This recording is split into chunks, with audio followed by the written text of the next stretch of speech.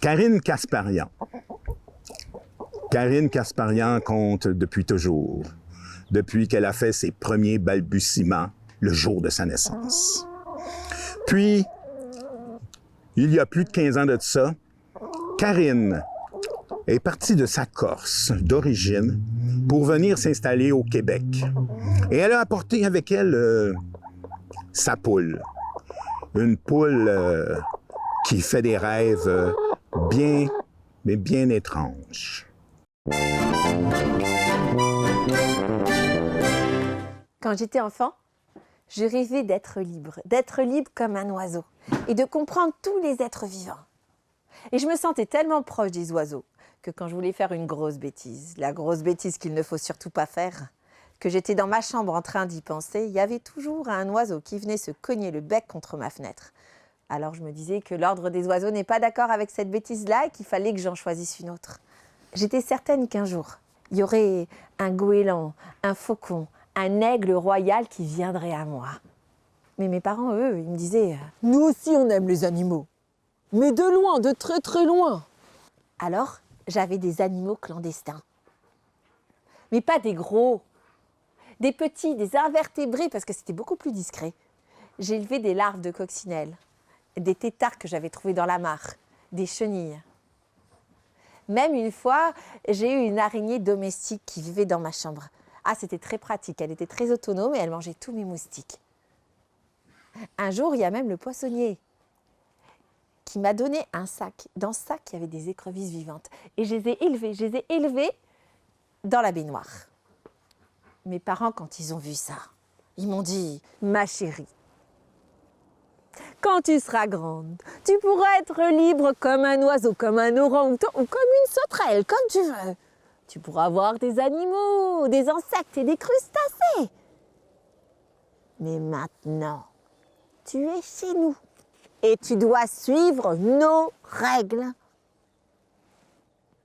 Tu as compris? Nos règles. » C'était pas grave, parce que je savais qu'un jour je serais libre comme un oiseau. Et j'ai grandi. Je suis devenue adulte et j'ai dû aller à Paris pour faire mes études à l'université. Là, j'ai trouvé un tout petit studio, minuscule. C'était la taille d'une salle de bain au Québec. Mais par contre, il y avait un grand jardin. Alors, j'ai invité tous mes amis dans le jardin et on a pendu la crémaillère. Alors, il y avait des amis qui m'offraient des graines, une pelle, une brouette pour jardiner. Et là, il y avait mon amie Colombe qui avait un gros carton. Dans ce carton, il y avait quelque chose qui bougeait. Elle me l'a tendu. À cet instant, la voisine du 2e étage nous a regardés et elle a adoré prendre des photos. Elle a pris une photo, elle a dit « Attention, le petit oiseau va sortir !» Et à cet instant, du carton, il y a un petit poussin qui est sorti. J'ai regardé mon amie Colombe. « Et pourquoi tu m'offres un poussin ?» Mais c'est parce que ça va devenir une poule tondeuse. C'est très pratique pour ton jardin. Et c'est vrai que grâce à ce petit poussin, ma pelouse était toujours tondue, enfin même toujours disparue. Et aussi, quand je voulais planter quelque chose, elle creusait derrière moi, avec moi, et c'était très pratique pour planter des fraisiers. Mais ce que j'avais remarqué, c'est que mon petit poussin, dès qu'il me voyait disparaître, il faisait... Ça déchirait mes oreilles, ça me faisait mal au cœur. C'est là que j'ai compris ce que ça voulait dire être une mère poule. Parce que le petit poussin, on a l'impression qu'il va mourir s'il ne te voit pas. Du coup, j'ai emmené partout mon poussin. Partout où j'allais, il était là. On allait au supermarché, chez le boulanger, même à l'université. Je l'emmenais même au ski. Avec 2 couteaux, j'avais fait confectionner une paire de skis. Et avec 2 fourchettes, une paire de bâtons. Et elle adorait ça. Et mon petit poussin a grandi. C'est devenu une jolie petite poule rouge que j'ai appelée Edwige. Un matin, Edwige a picoré à la fenêtre. Elle venait de faire son premier œuf. S'émouvant le premier œuf de sa poule. Edwige voulait que je le mange immédiatement. J'ai pas voulu la contrarier. Alors j'ai commencé à le goûter, cet œuf. Il était bon. J'avais jamais mangé un œuf aussi bon, rien à voir avec tous les œufs qu'on achète au supermarché. Parce qu'Edwige, c'était pas seulement une poule pondeuse, c'était une poule rêveuse. Et dans cet œuf, elle avait mis tous ses rêves. Parce que elle, contrairement aux poules industrialisées, elle avait le temps de rêver.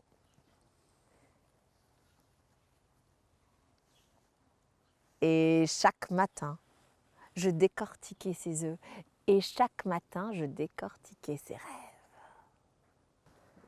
Et c'est beau, les rêves des poules. Parce qu'une poule, ça voit des couleurs qu'on ne voit pas, nous, les humains. Edwige, aujourd'hui, tu as rêvé que tu voyages et tu t'envolais dans un pays où il y avait plein de nids de poules. Edwige, qu'est-ce qu'il faisait dans ton rêve, ce coq?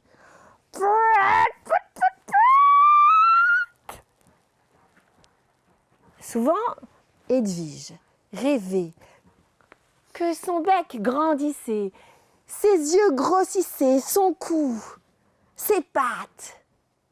Edwige rêvait qu'elle devenait une autruche. Edwige, t'as encore rêvé que tu devenais une autruche.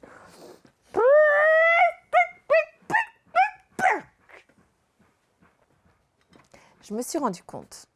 Chaque jour, je décortiquais ses œufs. Chaque jour, je décortiquais ses rêves. Mais il y avait quand même quelque chose qui changeait. C'est que c'était plus Edwige qui me suivait partout, c'était moi qui la suivais. Quand on allait au supermarché, elle courait vers les épis de maïs pour les dévorer. Attention Edwige, non! Et puis quand on était chez le boulanger, elle sautait sur les croissants. Non Edwige, s'il te plaît! Et même un jour, en cours de chimie, elle détestait mon prof de chimie. Elle est venue lui picorer les pieds et ça a fait une explosion dans la classe. Ça a failli faire exploser toute l'université. Alors, c'est là qu'il y a eu des ennuis qui ont commencé parce qu'à chaque endroit où j'avais l'habitude d'aller, c'était écrit « interdit aux poules ». Et je me suis rendu compte que j'étais rendue à suivre ma poule partout. J'étais absolument pas libre comme je le voulais dans mon enfance. Alors là, j'ai parlé à Edwige. Je lui ai dit que maintenant, c'était chacun pour soi. Qu'elle, elle allait rester dans le jardin et que moi, j'allais rester à l'extérieur, dans la ville. Oh, elle m'avait jamais parlé comme ça. Ça m'a fâchée. Alors, je suis partie. J'ai passé toute la journée dehors et quand je suis rentrée, elle n'est pas venue me voir. Et le lendemain matin, elle n'est même pas venue me voir pour me proposer son œuf. Mais ça commençait à m'inquiéter parce que je l'aimais quand même, Edwige. Alors, je suis allée voir dans le jardin, puis elle avait disparu. J'ai cherché partout, et sous un arbre, je l'ai vue allongée. Elle ne bougeait plus. Elle dormait de son dernier sommeil. Elle était morte. Et à côté d'elle, il y avait une toute petite colline. Alors j'ai creusé, et je me suis rendu compte que c'était un œuf. Et j'ai compris que Edwige, avant de mourir, m'avait fait son dernier cadeau, son plus gros œuf. J'ai pris une brouette, j'ai pris l'œuf. Il était tellement gros que je l'ai fait cuire dans la baignoire avec de l'eau bouillante. Et j'ai commencé à le manger. Ah, il était bon. Mais je voyais aucun rêve. Et à la dernière bouchée, le téléphone a sonné. C'était mon amie Colombe. « Hé, Poulette, tu te rappelles, on a une soirée !» Ah, j'avais complètement oublié. Je me suis dit que ça me changerait les idées. Alors je me suis préparée et je suis sortie de l'immeuble. Au moment où je suis sortie, j'ai croisé ma voisine, celle qui prend toujours des photos. Elle a pris son appareil, elle m'a dit « Attention, le petit oiseau va sortir !» Et quand je suis arrivée dans la ville, il y avait des couleurs que j'avais jamais vues. Qu'est-ce que c'était beau! Je voyais même les auras des gens. Et à force de regarder toutes ces couleurs, j'étais hypnotisée, j'ai perdu mon chemin. Heureusement, j'ai croisé 2 tourtereaux qui m'ont indiqué où aller. Et je suis arrivée à la soirée. Quand j'ai vu Colombe, elle m'a dit « Mais t'as pas pris ton maillot? Bah, pourquoi je devrais prendre mon maillot? Mais enfin, t'as une cervelle d'oiseau! C'est une poule partie aujourd'hui! Oh, rien que penser à ça. De l'eau sur mon corps, ça me donnait la chair de poule. Alors là, il y a une bécasse et un blanc-bec qui m'ont regardé, qui m'ont dit « espèce de poule mouillée ». J'avais envie de leur donner des noms d'oiseaux, mais je voulais pas me prendre le bec, alors je suis partie. Et là, sur le chemin du retour, j'ai rencontré 2 drôles d'oiseaux. Alors j'ai marché de plus en plus vite.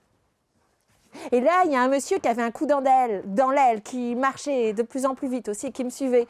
Parce qu'à Paris, c'est le royaume de la cour. Il y a toujours quelqu'un pour te faire la cour. Enfin, pas la cour, plutôt la basse-cour. Et là, le monsieur, il marchait de plus en plus vite. Et tout d'un coup, c'est comme s'il s'envolait parce qu'il s'est retrouvé en face de moi. C'était un punk. Il avait une crête rouge sur la tête. J'avais envie de lui picorer les pieds. Mais c'est là que j'ai entendu son ami qui a dit « Hé, dis, arrête de faire le coq !» Et j'ai entendu « Alors moi, je me suis mise à courir comme une poule sans tête. Et puis je suis rentrée à la maison. Je me suis dit que j'étais en train de devenir complètement ma poule. Complètement ma poule. J'étais en train de devenir complètement ma poule. Et c'est là que j'ai compris que cet œuf que j'avais mangé, c'était pas l'œuf d'une nuit. C'était un œuf qu'elle avait pondu dans son sommeil éternel. C'est pour ça qu'il était aussi gros. C'était un rêve éternel. Et en mangeant cet œuf, j'étais coincée dans le rêve de ma poule. J'étais devenue elle. On se demande toujours qu'est-ce qu'il y a avant, l'œuf ou la poule, mais c'est le rêve qu'il y a dans l'œuf qu'il y a avant. Et là, je me suis dit que ça allait me brûler les ailes, et que j'allais y perdre mes plumes, et qu'il fallait que je parte.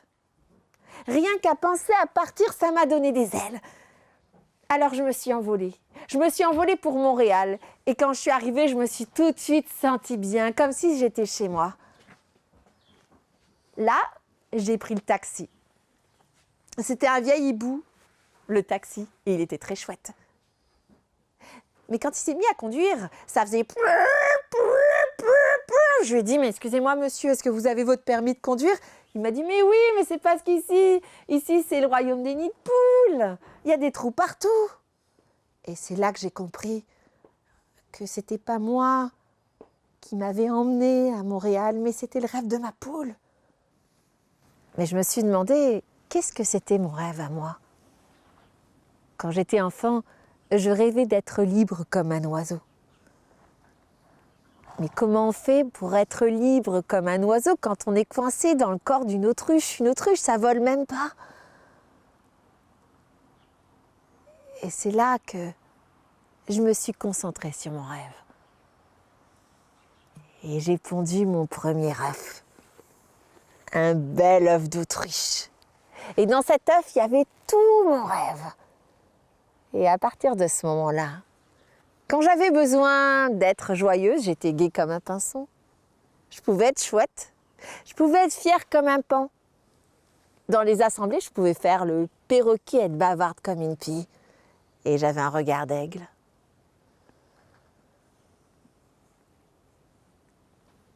J'avais compris qu'on pouvait être coincé dans n'importe quel rêve. Mais pour vivre son rêve, il fallait simplement s'en souvenir. Et c'est de cette façon que je suis devenue libre. Libre de voler de mes propres ailes.